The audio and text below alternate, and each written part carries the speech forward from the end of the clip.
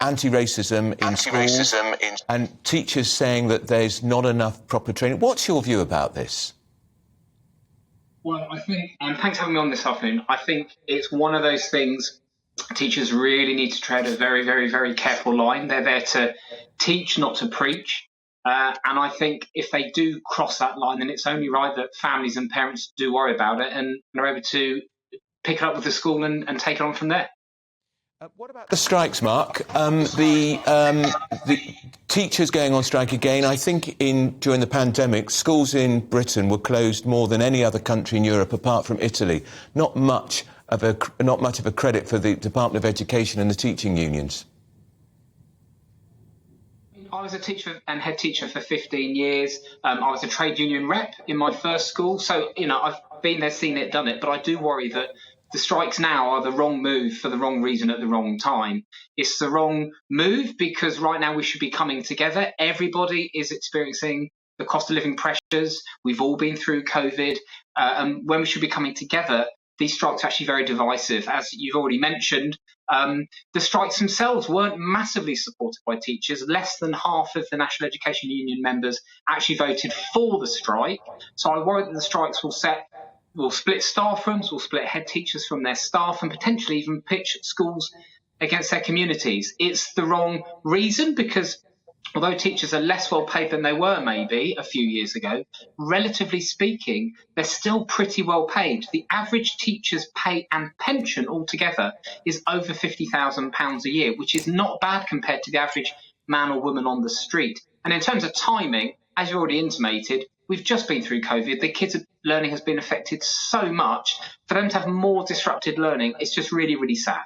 And what a nightmare for parents, Mark. They had to come to grips with online teaching during the pandemic. They've now got to work out who's going to look after the children if they're working parents during this latest strike. And if you're a child at the lower end of the income scale, almost certainly your education was more adversely affected during the pandemic.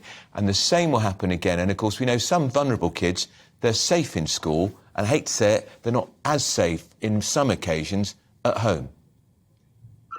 Yeah, I mean, listen, this is really going to disrupt lots and lots of families. Not only will they have the hassle of trying to keep their children learning if they're at home, lots of parents won't have the kind of flexibility that maybe I've got where I can work from home and supervise my children.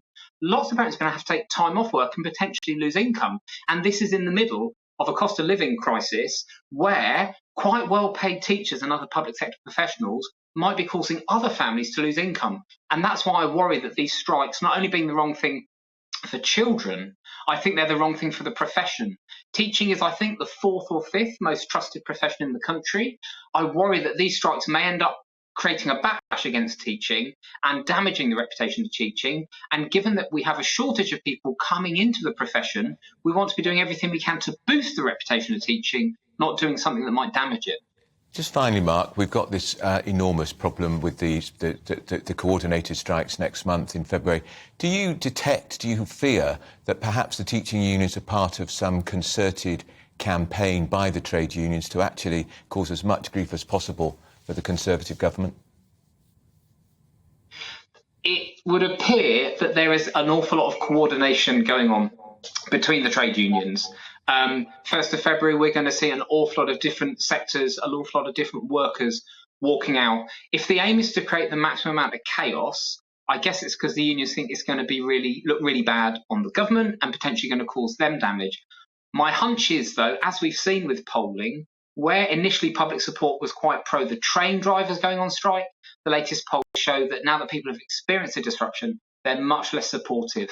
I think the same is going to happen with other sectors, other professions as they go on strike. And I genuinely think if they think they're going to bring the country to the knees, it's probably not going to do that. It may end up turning the bulk of public opinion against people in those jobs. With you 100%. That's Mark Lehain, Head of Education at the Centre for Policy Studies. Thanks so much for joining me.